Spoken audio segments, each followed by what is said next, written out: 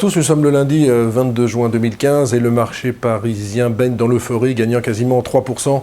Il faut dire que cela semble s'arranger en Grèce avec un accord qui est toujours possible. On était très négatif vendredi, on est maintenant devenu très positif. Sur le marché d'échange, il ne se passe pas grand-chose sur la parité euro-dollar, 1,1350, mais elle n'avait pas bougé quand on pensait qu'il y aurait une faillite de la Grèce. Par contre, il y a une nette détente sur les taux périphériques, aussi bien en Espagne qu'en Italie, avec des taux qui reviennent sur des niveaux de 2,15 à 2,2%, alors qu'on était sur des niveaux de 2,40 précédemment. Et puis le 10 ans grec, qui était au-dessus des 13%, revient à 11%, alors que l'obligataire allemand ne sert plus de valeur refuge et repasse au-dessus des 80 points de base. On est à 0,81% sur le 10 ans allemand. Donc l'euphorie, et puis l'euphorie sur les valeurs télécom, alors qu'on a appris ce week-end que Altice, c'est-à-dire maison mère de Numéricable SFR, pourrait faire une offre sur Bouygues Télécom. On parle de 10 milliards d'euros. Vous vous rappelez qu'il y avait déjà une offre de 7,5 milliards qui avait été refusée.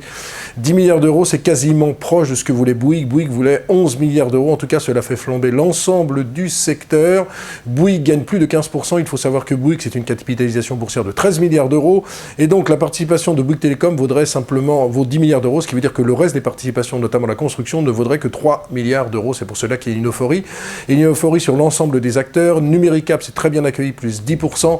Très belle performance d'Orange, Iliad, qui gagne plus de 10%. Attention toutefois, parce qu'il y a certaines critiques venant des syndicats, ce qui est assez normal, mais également d'Emmanuel Macron, qui n'a pas envie que le paysage téléphonique français se réduise comme peau de chagrin, parce qu'il pourrait y avoir une pression à la hausse sur le tarif de nos chers consommateurs, c'est-à-dire vous, chers auditeurs, téléspectateurs.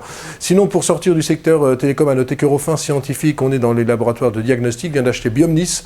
C'est un laboratoire de diagnostic qui diagnostique les maladies virales, les maladies infectieuses. Tout cela permet au titre de gagner 3%.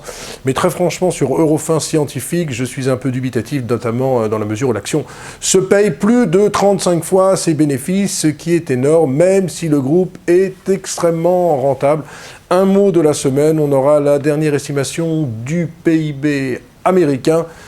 Et l'on saura si l'économie américaine a vraiment ralenti. La dernière estimation était de moins 0,7%. D'après les indications, il pourrait y avoir une croissance révisée un petit peu à la hausse entre 0 et plus 0,2%. Donc voilà, en conclusion, un marché parisien euphorique qui gagne plus de 3%. Attendez tout de même que l'accord soit signé avec la Grèce, parce qu'il y a eu tellement de bouleversements qu'on ne sait jamais. Voilà, très bonne journée à tous.